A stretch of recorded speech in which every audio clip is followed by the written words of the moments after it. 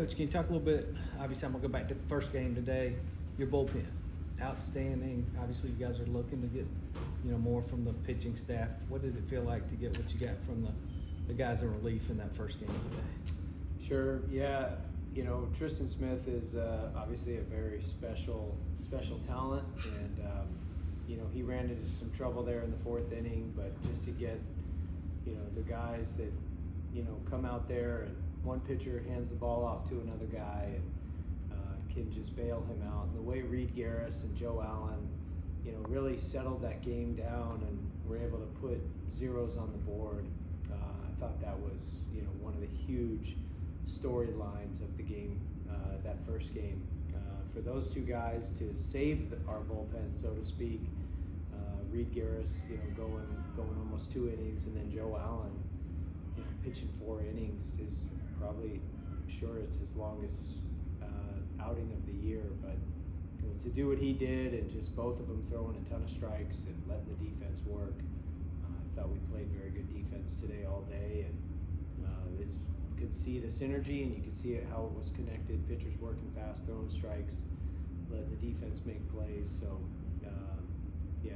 that was outstanding in that first game of the doubleheader. Coach Leggett used to talk about how sometimes it takes about 20 games to kind of feel and figure out what you got with the team. You guys, one more week, you guys are going to be at that point.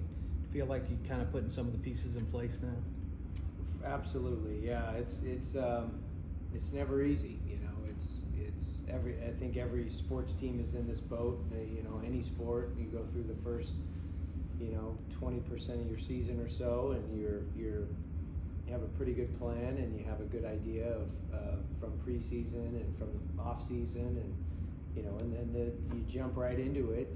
The lights come on, and you start playing other teams, and some guys emerge, and things happen. Guys get injured, and we've had all of it. And to see some of our younger guys really be thrown right into the fire and earn some nice roles and get some opportunities will pay huge dividends to them down the road. And then we have some experienced guys that have been out, have missed time here or there, and to get all those guys to roll back on to being healthy contributors is a huge boost for us as well. So it does feel like we've taken some punches and we've dealt with some adversity, but it's all part of kind of that master plan of we're going to use any adversity as an opportunity for growth and improvement. And I thought from last week to this week was a night and day difference, and the credit goes to the players for responding and answering the bell the way they did after a tough midweek loss last week, and then an even tougher emotional loss to our rivals. So to be able to respond the way they did, that's exactly what you want to see. Seems like each week you've got more freshmen making bigger impacts.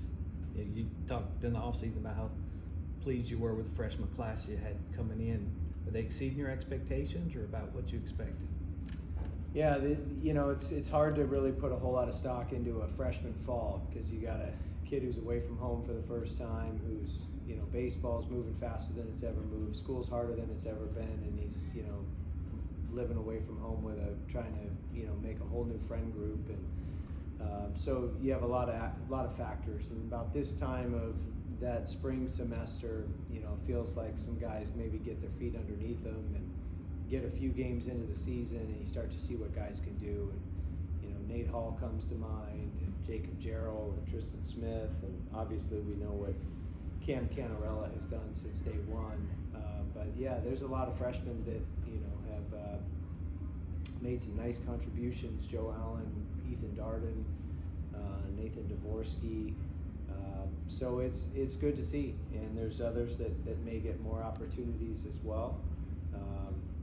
But there's a lot of guys that even are older on the team that maybe haven't had a ton of experience, kind of in that same boat. So you're seeing it all. A guy like Billy Amick, he didn't play much. I think 19 at-bats last year. Gavin Abrams had 3 at-bats last year. So these guys have just provided these awesome sparks for us at random times. And it's a great feeling as a coach and a coaching staff to know that you've got guys on the bench that can step right in and give you a spark when someone gets hurt or somebody needs to, needs a breather.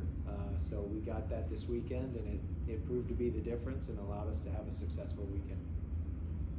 Can you talk a little bit more about Amick and his performance this weekend? And Yeah, so Billy Amick, he is he's a local kid that, Clemson just means an awful lot to him. His grandfather was part of our board of trustees, and he's been a Clemson fan his whole life. He's one of those kids that, he's a diehard. He probably came out of the womb, with a Tiger Paw T-shirt and hat on, and he's just one of those guys that loves Clemson. And those are the guys that are easy to cheer for because they love this school as much as they do. And so, any contribution you get from a guy like that, you just know it means an awful lot to him. And for Billy, you put the other factors in is, he's been a role player. He didn't get much playing time last year. He wasn't one of the dudes that we had circled in the lineup as this guy's going to be an everyday starter. In fact, his playing time was, few and far between, and at that here, really not much. And it took, some circumstances of, guy coming out and another guy going in and someone needing a break, and, for the even just the situation to arise to where he would be entered into a game like that. But when he did last night in his first two at-bats, because of how poised he looked and just how competitive his first two at-bats were, even though his first at-bat was a strikeout, he took some rips, he took some good swings. His second at-bat, he gets a single, and there was no doubt in our mind, with 2 outs and the bases loaded, we were not pinch hitting. He was swinging away, because he's got some of the best raw power on our team, and the stars aligned, and it was couldn't have been scripted for a better kid who loves Clemson anymore to have that type of heroic night and get that walk-off grand slam. So it just it bled into another good day for him today, and he's been a huge spark for us this weekend, and we'll